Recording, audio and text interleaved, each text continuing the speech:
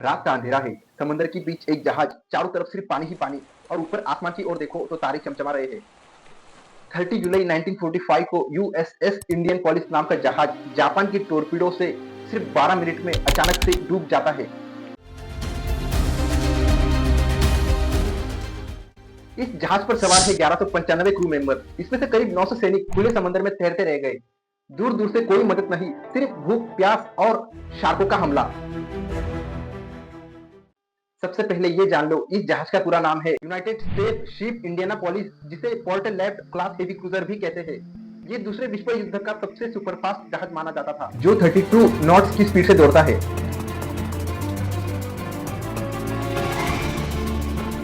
60 जुलाई 1945 को ये San Francisco से निकला। मिशन था टॉप सीक्रेट, हिरोशिमा पर गिरने वाले परमाणु बॉम्ब लिटिल बॉय के लिए यूरेनियम कोर को पहुंचाना। Secret mission delivering key components of the atomic bomb Little Boy to a naval base in the northern ये पहला Mariana. जहाज था जो बॉम्ब जैसे खतरनाक सामान ले जा रहा था। 26 जुलाई को ये विलियम द्वीप पहुंचता है। वहां पर पहुंचने के बाद जहाज पर जो जो सामान था उसे बड़े आराम से उतारा गया। जहाज वहां पर एक दिन रुकने के बाद 28 जुलाई को गुआम से आगे बढ़ता है। इस जहाज पर कैप्टन चार्ल्स बटलर मैकली कमांड में है। कुछ देर बाद इराक पर दुश्मन का जहाज दिखाई देता है, लेकिन कैप्टन नजरअंदाज कर देते हैं और अपने सफर में आगे चलते रहते हैं। अब दुश्मन का जहाज भी दूर दूर तक नजर नहीं आ रहा था, लेकिन अचानक रात 12:ठीक 15 पर जापानी पनडुब्बी L-58 अचानक पानी से निकलकर जहाज के सामने आकर जहाज He को निशाना alone of the बनाकर group 2 मिसाइल छोड़ possessed देती secret है। intelligence information of our submarine strategy. पहला मिसाइल जहाज के बीच में लगा, लेकिन दूसरा मिसाइल जहाज के नाजुक हिस्से में जाकर लगा और देखते ही देखते सिर्फ 12 मिनट में पूरा जहाज पानी के अंदर समा गया। जब जहाज डूब रहा था तब कैप्टन ने बड़ी हड़बड़ी में SOS सिग्नल भेजे, लेकिन वो रास्ते में ही खो गए और किसी तक पहुंच नहीं पाए।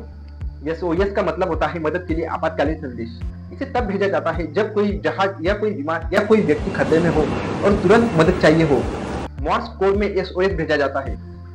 इसमें 3 छोटे 3 लंबे 3 छोटे सिग्नल होते हैं। सिंपल भाषा में कहूँ तो SOS बचाओ, तुरंत मदद चाहिए, इसके लिए होता है। इस कोड को पहली बार 1904 में मार्कोनी कंपनी द्वारा मोर्स संकट संकेत के रूप में पेश किया गया था। करीब करीब 900 सैनिक समुद्र में फंसे थे। सबने लाइफ जैकेट्स पहन रखी थी। इस जगह पे जहाज धीरे धीरे पानी के अंदर डूब रहा था। वहां के आसपास के पानी में पूरा फ्यूल फैल गया था। रात में सैनिकों को बहुत ठंड लगती, दिन में सूरज झुलसा रहा था। पहले ही रात में पानी के अंदर हलचल होती है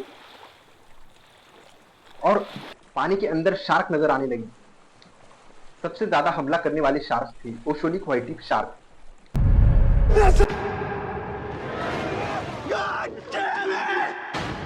इसके पंखों के किनारे सफेद होते हैं, लंबाई लगभग 3 मीटर होती है और दांत बहुत तेज होते हैं और ये खून की सुगंध 5 किलोमीटर दूर से सूंघ लेती है। ये खुले समंदर की बहुत खतरनाक शार्क मानी जाती है। लेफ्टिनेंट एलन मेनिन नाम के सर्वाइवर ने बताया, पानी के अंदर काले साए नजर आने लगे थे। अचानक सारे सैनिक चीखने और चिल्लाने लगे। एक सैनिक के पैर पर शार्क ने कूदकर हमला कर दिया। उस सैनिक का खून पानी में फैल गया और दर्जनें शार्कें जमा हो गई। और एलन का ये भी कहना था कि जिंदा सैनिक मरे हुए दोस्तों को शार्कों से दूर खींचते रहे, लेकिन रात भर ये खौफनाक खेल चलता रहा। एक दिन में पूरा जहाज डूब गया। दूसरे दिन शार्कों के हमले और भी तेज हो गए। सैनिकों ने बचने के लिए छोटे छोटे राफ्ट बनाए, लेकिन शार्क वहां भी पहुंच गई। सैनिकों को भूख प्यास अब सताने लगी थी, लेकिन उनके पास ना तो खाने के लिए कुछ और ना ही पीने के लिए साफ पानी था। इसलिए उनमें से कुछ सैनिकों ने मजबूरी में खारा समंदर का पानी पी लिया, जिससे उनकी तबीयत बिगड़ने लगी और उन्हें उल्टियां होने लगी।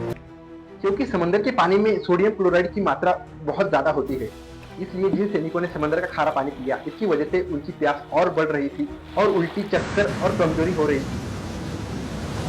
तीसरा दिन आने के बाद भूख ने सबको तोड़ना शुरू कर दिया था। पेट खाली, शरीर कमजोर, दिमाग सुन्न होने लगा था।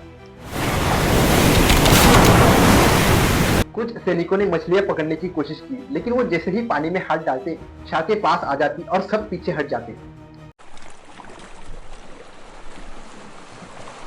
लंबे समय भूखे प्यासे डर से कई सैनिकों को हेलुनेशन होने लगे थे। किसी को किनारा देख रहा था तो किसी को जहाज नजर आने लगे थे। इस हेलुनेशन के कारण सैनिक एक दूसरे पर ही हमला करने लगे। चौथे दिन तक तो ज्यादातर लोग दम तोड़ चुके थे। जो बचे थे उनके शरीर की हड्डियां पतली और बिल्कुल कमजोर हो चुकी थी।